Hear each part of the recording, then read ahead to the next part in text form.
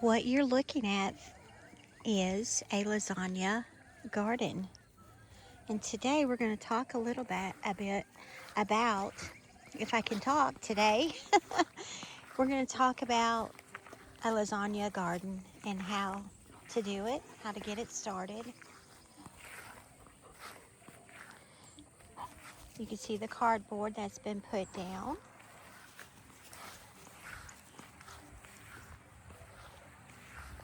And the compost topsoil, garden soil.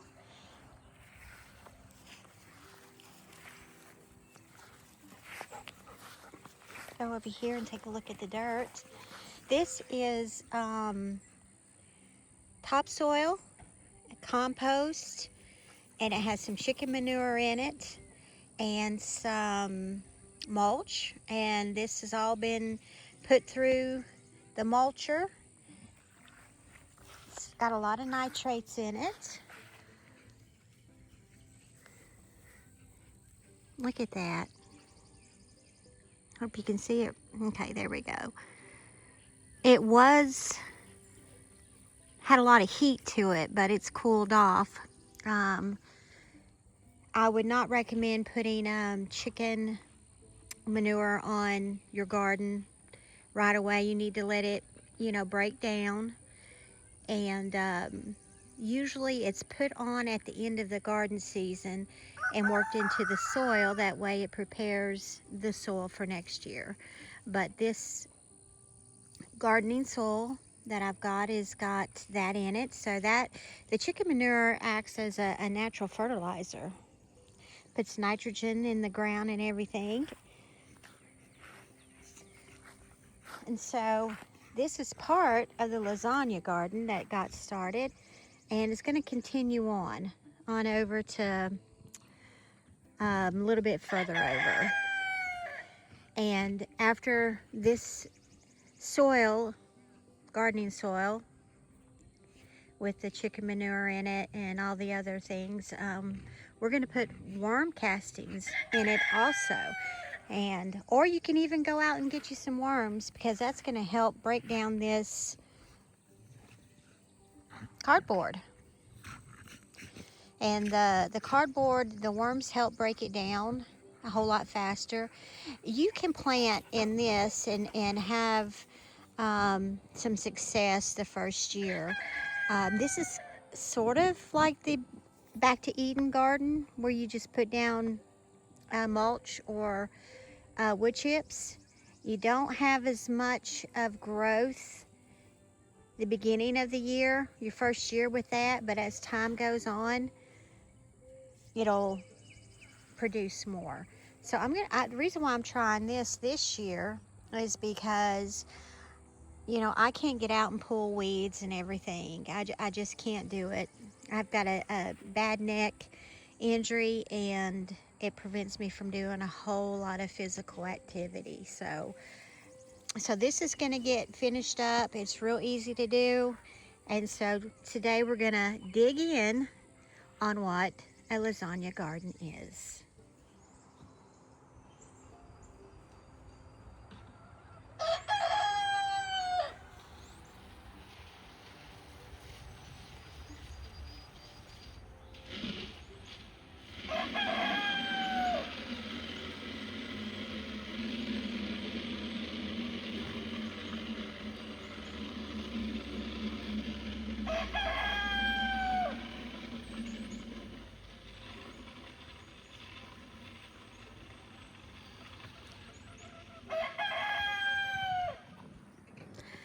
All right, we're going to dig into what a lasagna garden is. So a lasagna garden is a no-dig, no-till gardening method that creates fertile, nutrient-rich soil by layering organic materials like cardboard, compost, leaves, and chicken scraps directly on top of the ground, just like you would when you make lasagna.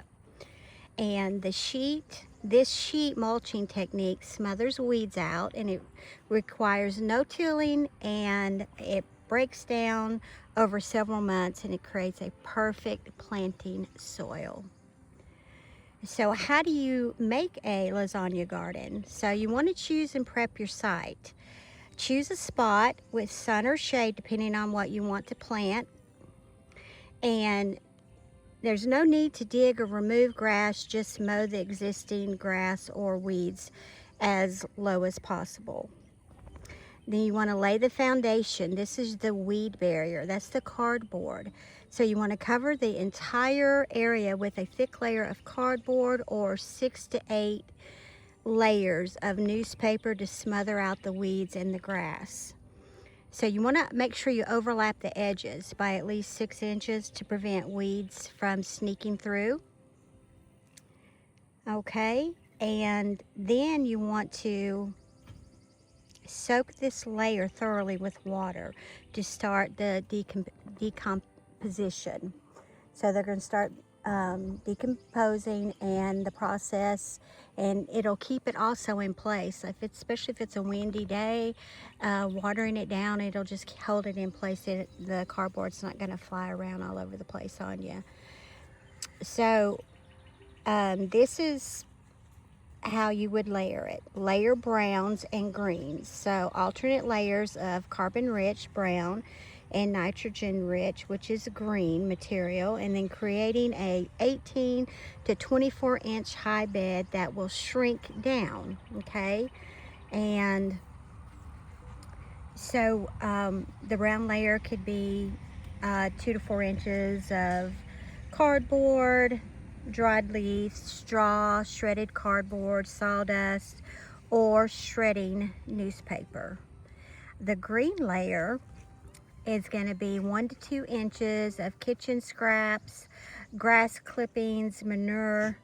You can get manure at Lowe's or Tractor Supply. It's the cow manure, or for me, I've got chickens, so I've got the chicken manure that's been broken down. And you want to put your plant trimmings on there as well.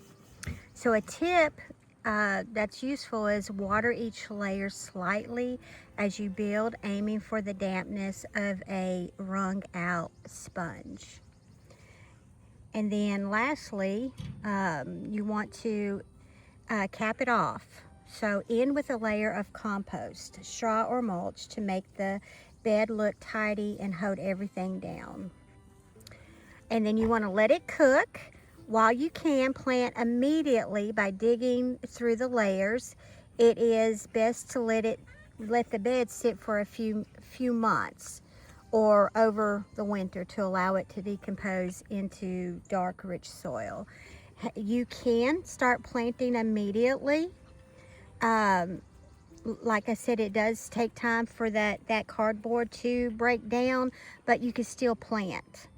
And some people want to wait until the fall to get this started. That way it allows it enough time to break down through the winter. Then that way, you know, spring planting season is going to be a breeze for you. So I'm getting started on this late, but I'm going to give it a shot and see how it goes. And you can get wood chips from some of the tree companies. They give away wood chips for free. They'll bring them to you. I had a tree company before that when they would mulch up all of the trees, they would just bring the wood chips to me, and we would just put them in a pile and let them sit and compost. And you know, we would spread them out all over the ground, and that's when I was into the Back to Eden garden. So that's just another way of gardening that also helps to get rid of weeds. And that's why I decided to go with this style this year to give it a try. So I hope that this was some helpful tips for you. And Mother Earth News, that magazine, Mother Earth News, I like to read it, and it has some good articles about Lasagna Gardening 101. So I can refer you over there, and I'll put a link in the description.